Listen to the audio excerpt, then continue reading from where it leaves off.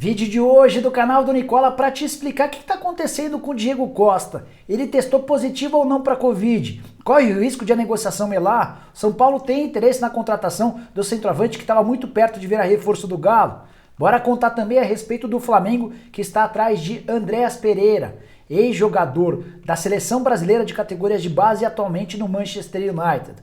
Bora contar também sobre um patrocínio no Corinthians, informação exclusiva para vocês. Para completar a despedida de Alisson depois de 17 anos do Santos e a treta envolvendo o Vasco e a alimentação para os atletas, tudo isso a partir de agora. Não sei antes pedir para deixarem like, se inscreverem no canal e me apresentar. Sou o Jorge Nicola e criei esse canal para deixar você super bem informado sobre as coisas do futebol. Bom, bora começar reproduzindo uma informação divulgada nessa sexta-feira pelo Lucas Pedrosa aqui no canal dele no YouTube. O Lucas, que é setorista do Vasco, contou que a antiga fornecedora de comida para o CT vascaíno era considerada horrorosa pelos atletas. Germancano e o Castanho nem comiam no CT, só para não ter de se alimentar com uma comida que era considerada ruim e muitas vezes fria. Os caras preferiam se alimentar em casa.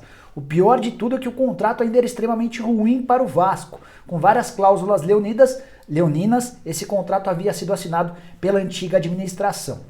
Houve a rescisão desse contrato, já um novo fornecedor de comida para os atletas e comissão técnica, e talvez não por coincidência, o Lisca Doido tenha elogiado o responsável pela comida na última entrevista coletiva, notícia que tem causado enorme repercussão nas redes sociais, envolvendo especialmente vascaínos. Bora falar agora sobre Alisson, volante revelado nas categorias de base do Peixe. Ele está há 17 anos na Vila Belmiro com uma rápida interrupção quando ele foi emprestado para o Red Bull. Na época nem era Red Bull Bragantino ainda. Cara com total identificação com o torcedor, com o clube, multicampeão, extremamente importante nas últimas temporadas, sempre como titular. E nessa sexta-feira o Alisson usou suas redes sociais para anunciar sua despedida do Peixe. Entre outras frases emocionadas, ele disse, abre aspas, meu coração fica aqui, fecha aspas. O Alisson foi vendido para o Al Hazen da Arábia Saudita, negócio de $800 mil ou mais ou menos 4 milhões e 200 mil reais. Se você for pensar, nem se trata de uma grande grana, mas levando em consideração que é um volante de 28 anos de idade, que procurou o presidente do Santos para dizer que estava em busca da independência financeira, o Andrés Rueda acabou aceitando. E é mais um atleta daquele time vice-campeão da Libertadores do ano passado que deixa o clube. O Santos segue nesse processo de desmanche bastante preocupante para o torcedor. Só antes de mudar de assunto, vale a lembrança de que o Santos venceu o Libertad na noite de ontem, quinta-feira, no jogo de ida das quartas de final da Sul-Americana, e agora na volta vai poder empatar no Paraguai para garantir a classificação. Gostei do time do Libertad, deixou uma boa impressão durante toda a partida. Bora trazer notícia exclusiva, eu sei que vocês gostam. Quero contar que o Corinthians anunciará nos próximos dias um novo patrocinador para a camisa. Trata-se dos postos Ali. Sabe aquele posto que você vê de combustível? Ele vai ficar bem no centro do uniforme do Corinthians, entre o escudo do clube e a marca do fornecedor de material esportivo. Era uma propriedade vaga, o Corinthians negociava com algumas empresas e os postos Ali acabaram levando a melhor, com um pagamento que vai girar na casa dos $2,5 milhões por temporada. Um lucro bastante positivo para um Corinthians que tem no departamento de marketing uma boa fonte de receitas.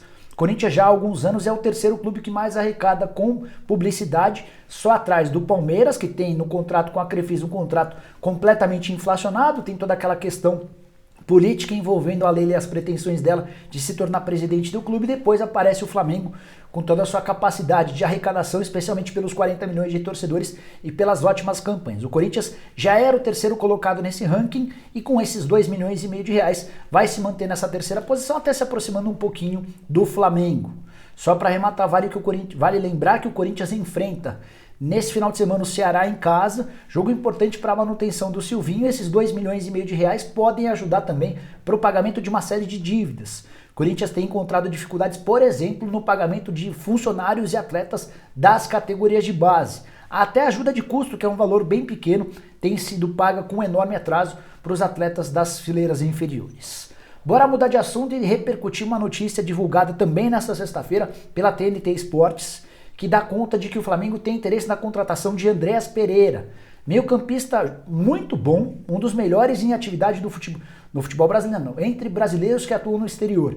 Embora vale a ressalva de que o Andreas Pereira ainda não conseguiu mostrar tudo aquilo que pode. Ele pertence ao Manchester United, chegou a disputar já 4 partidas da pré-temporada, mas a impressão que dá é que ele não ficará no United. O clube procura um interessado em comprá-lo. O Flamengo já havia aberto negociações mais recentemente e nos últimos dias fez uma proposta oficial por empréstimo de uma temporada. Jogador de 25 anos de idade, que na temporada passada esteve emprestado a Lazio, 33 partidas, 1 gol marcado. O problema é que desses 33 jogos, ele só foi titular em 5 deles. E o que o Andreas Pereira quer agora é a oportunidade de ir para um clube em que ele possa jogar com frequência como titular. É isso que ele imagina que falta para que a carreira dê uma decolada. O Flamengo pode oferecer isso, o Flamengo promete, o Flamengo entende que ele tem capacidade para chegar e substituir o Gerson, inclusive com características bem parecidas. Bem diferente, por exemplo, do Thiago Mendes, que era um outro alvo do Flamengo. O Flamengo está praticamente desistindo do Thiago Mendes por conta de todas as dificuldades impostas pelo Lyon na negociação. O grande lance, apesar do interesse já confirmado por um dirigente do Flamengo na contratação do Andreas Pereira, é a condição do negócio. Como eu contei, a ideia do United é vender o Andreas Pereira. E o Everton da Inglaterra e o Fenerbahçe da Turquia aparecem como candidatos à compra do jogador. A ideia do Flamengo não é nesse momento fazer um investimento para compra e sim um empréstimo. E aí, além do empréstimo, o Flamengo ainda precisaria contar com a ajuda do Manchester United para um empréstimo com pagamento de metade dos salários. 50% seriam responsabilidade do time inglês, 50% do Flamengo. O que pode jogar a favor do rubro-negro? Primeiro, a vontade do Andreas Pereira em atuar no Brasil como titular de um clube de massa. Depois, a possibilidade de repetir casos de sucesso, como os do Gabigol, do Pedro e do Gerson, atletas que estavam na Europa, vieram para o Brasil por empréstimo e depois foram comprados pelo Flamengo. Só antes de mudar de assunto, vale uma lembrança importante. O pai do Andreas Pereira, que é também quem o representa nessa negociação, recentemente, ou um pouquinho mais de tempo atrás, foi o responsável por colocar o Mateuzinho, lateral direito, no Flamengo. Então é um cara que já tem uma boa relação com o clube. Você gosta do Andreas Pereira? Você conhece? Usa o espaço para comentários para deixar a sua opinião, beleza? Bom, bora fechar o vídeo com um assunto que tem causado preocupação no torcedor do Galo. Nessa sexta-feira, o Jaircy Carvalho trouxe a informação de que o Diego Costa não testou positivo para Covid e só está arranjando tempo para eventualmente desistir do acordo com o Atlético Mineiro. Então bora explicar todo o contexto dessa história. Venho contando para vocês que entre as partes, Diego Costa e Atlético, estava tudo certo, faltavam a realização dos exames médicos e a assinatura do contrato. Pela manhã, o Vinícius Nicoletti, que é repórter da ESPN, trouxe a informação de que o Diego Costa não poderia vir ao Brasil para fazer os exames médicos e assinar o contrato porque ele havia testado positivo para Covid. O Jaircy trouxe uma outra informação em cima da informação do Vinícius Nicoletti, de que não existe essa história da Covid e que o Diego Costa está tentando ganhar tempo antes de se decidir para ver se fecha ou não com o Atlético Mineiro. Entrei em contato com 2 fontes minhas do Atlético, conversei com o tio do Diego Costa, tentei contato com o irmão e representante do Diego Costa para tentar trazer o máximo de informações possíveis para vocês. O grande problema é que ninguém está muito disposto a falar. Uma das minhas fontes do Galo respondeu que não pode dar muitos detalhes agora. Então eu fico com a impressão de que de fato o Atlético talvez esteja preocupado com a possibilidade de o Diego Costa voltar atrás. Não dá para cravar que é isso, mas fiquei com a impressão nesse contato com a minha fonte do Galo de que ela não está tão convencida assim de que o negócio está sacramentado como todo mundo já imaginava e como o próprio Diego Costa já havia sinalizado. Cheguei a conversar com uma pessoa do Galo e a pessoa falou que faltavam só os exames médicos e a assinatura do contrato. Só que talvez possa ter pintado alguma proposta, enfim, eventualmente alguma coisa que possa ter mexido com o Diego. Perguntei para o Jogner Costa, que é o tio do atacante, se ele está com Covid. E o tio disse que não sabia, que não tinha essa informação, enfim. Tá meio esquisita a história. Tomara que toda essa boataria termine logo e o Diego Costa possa ser anunciado o mais rápido possível pelo Atlético. Também surgiu nessa sexta-feira, em meio ao programa do Nicola, muitas perguntas se o São Paulo não poderia estar por trás dessa desistência do Diego Costa em relação ao Galo. Fui conversar com um dirigente do Tricolor e ele me contou, ele garantiu que o São Paulo não tem negociações com o Diego Costa, que o São Paulo chegou a conversar lá atrás com o Diego, mas se impressionou com a pedida de 2 milhões de reais e nunca mais esse nome foi especulado.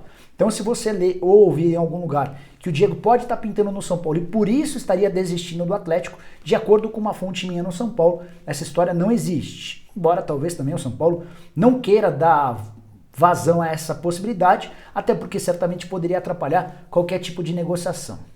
Só antes de fechar o vídeo, contar que o Atlético entrou nessa quinta-feira com uma representação na Conmebol pedindo a anulação do cartão vermelho do Nacho.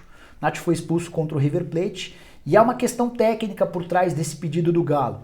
O Atlético analisou o áudio da conversa do árbitro de vídeo com o árbitro em campo e entendeu que existe uma irregularidade na revisão do lance. Isso porque no regulamento da FIFA e da Conmebol, da utilização do árbitro de vídeo, somente em casos de força excessiva, o árbitro de vídeo pode chamar o árbitro de campo para sugerir a expulsão. E no diálogo do John Ospina, que era o árbitro de vídeo com o árbitro em campo, o John Ospina fala em força média alta. Então é por causa desse detalhezinho, em vez de usar força excessiva por força média alta, que o Atlético entende que não poderia ter havido essa comunicação e a expulsão do Nacho Fernandes. Não sei, cara, não estou muito convencido de que a Conmebol vai acabar cedendo. De qualquer maneira, o diretor jurídico do Atlético, Luiz Fernando Ribeiro, disse o seguinte, abre aspas, estamos confiantes na revisão do lance. A fundamentação é inequívoca, fecha aspas.